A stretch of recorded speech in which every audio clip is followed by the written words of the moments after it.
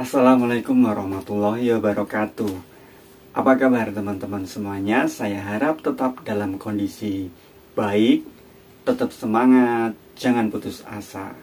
Selamat datang di channel saya, Fizi, yang membahas seputar asam lambung, GERD, anxiety, serta psikosomatis. Nah, kali ini saya akan membahas sebuah kata, psikosomatis. Artinya apa teman-teman? Sepertinya teman-teman mungkin ada yang sebagian sudah mendengar, atau bahkan mungkin belum pernah mendengar sama sekali. Nah, untuk lebih tahu atau untuk lebih jelasnya tentang psikosomatis, silakan simak video kita kali ini. Sebelumnya, buat teman-teman yang menonton video saya, jangan lupa subscribe untuk perkembangan channel saya menjadi lebih baik dan bermanfaat untuk teman-teman lainnya. Jangan lupa juga tonton video saya sampai habis untuk mendapatkan informasi yang tidak sepotong-sepotong. Oke? Mari kita kembali ke pembahasan tentang apa sih psikosomatis itu. Untuk teman-teman penderita GERD, pasti tidak asing dengan kata psikosomatis. Nah, psikosomatis itu sendiri adalah sebuah rasa yang dialami atau diderita oleh seseorang yang mengalami emosi tertentu. Di sini biasanya kebanyakan emosi tertentu itu yang ada hubungannya dengan kejiwaan atau gangguan kejiwaan.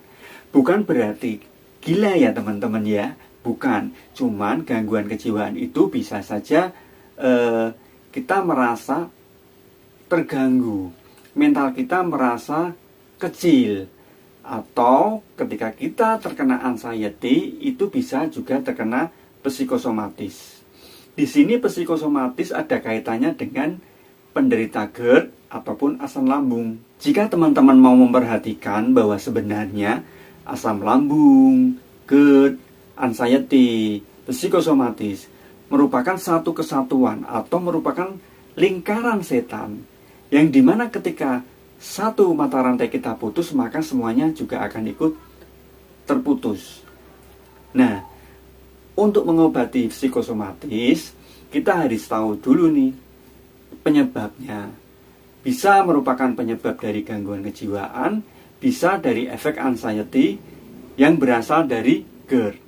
Sebenarnya psikosomatis itu merupakan kumpulan sebuah sensasi atau rasa.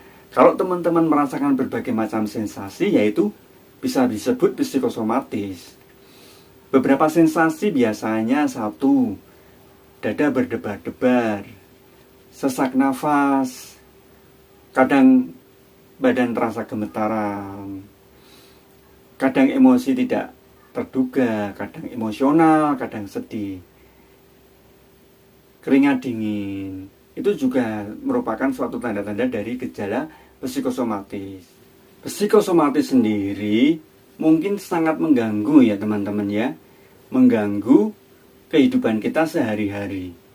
Itu karena efek dari anxiety kita. Jadi, bagaimana menyembuhkan psikosomatis? Ya, teman-teman harus sembuhkan dulu anxiety teman-teman.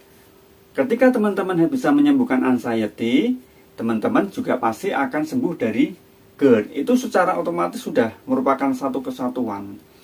Bagaimana cara menyembuhkannya? Sebenarnya simple, gampang teman-teman. Cuman yang susah itu bagaimana kita menjalaninya, bagaimana kita konsisten untuk tetap melakukan sesuatu hal tersebut. Misalkan kita jaga pola makan, kita jaga pola hidup, kita jaga pola pikir. Gampang sebenarnya teman-teman. Cuman yang kita butuhkan adalah konsistensi, sabar, dan semangat. Ketika teman-teman konsisten, sabar, tetap semangat, lambat laun teman-teman pasti akan sembuh. Nah, untuk menghindari psikosomatis atau untuk mengobati psikosomatis, sebenarnya kita hanya perlu berpikir positif. Kita hanya perlu melakukan kegiatan-kegiatan positif. Kita hanya perlu bersosialisasi, sehingga sensasi-sensasi atau efek-efek dari psikosomatis itu bisa berangsur-angsur sembuh. Yang lebih ekstrim lagi, kita harus cuek ya teman-teman ya. Kita cuek bahwa kita mengalami sensasi tersebut.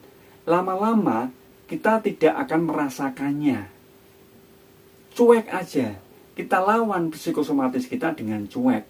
Artinya cuek di sini adalah kita berdamai dengan sensasi tersebut, kita berdamai dengan rasa yang tidak enak tersebut, kemudian kita coba alihkan ke hal-hal positif, bersosialisasi ataupun melakukan hobi.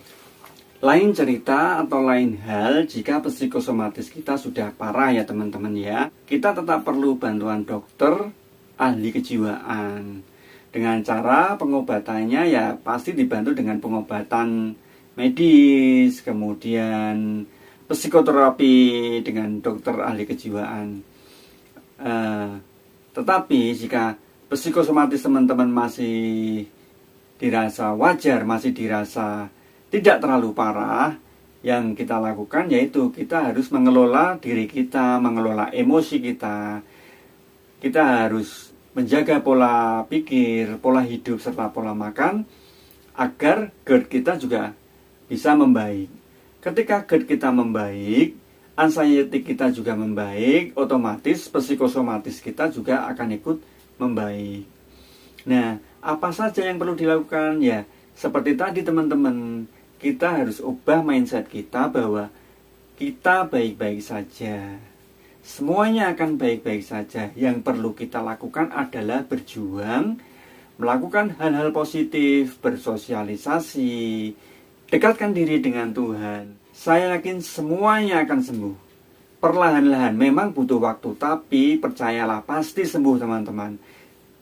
Teman-teman harus percaya diri, teman-teman harus sabar, tetap semangat. Oke? Seperti yang saya bilang tadi, beberapa gejala psikosomatis seperti dada berdebar-debar, sesak nafas, kemudian keringat dingin, timbul rasa yang tidak mengenakan, gemetaran, pasti banyak sensasi-sensasi atau rasa-rasa yang lainnya, itu bisa diatasi dengan apa yang sudah saya katakan tersebut.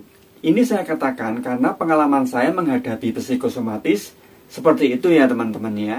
Saya bukanlah dokter ahli, bukanlah orang yang berkompeten di bidang kesehatan, cuman saya bercerita di sini karena pengalaman saya selama 2 tahun saya mengalami GERD, anxiety, serta psikosomatis. Jadi, itu yang saya lakukan, itu pun juga karena saya banyak melihat video-video tentang penyembuhan dari GERD, asam lambung, serta psikosomatis. Dan saya coba, alhamdulillah berhasil. Nah, saya juga katakan kepada teman-teman bahwa teman-teman memang harus konsisten dalam hal pengobatan GERD, anxiety, psikosomatis. Ketika teman-teman konsisten, tidak akan lama teman-teman pasti akan sembuh. Oke, saya harap teman-teman tetap semangat, jangan putus asa, tetap sabar, konsisten. Sekian video dari saya, semoga teman-teman bisa memahami, bisa menerapkan, dan berhasil sembuh. Jangan lupa subscribe agar channel saya berkembang menjadi lebih baik. Sampai jumpa. Wassalamualaikum warahmatullahi wabarakatuh. Bye-bye.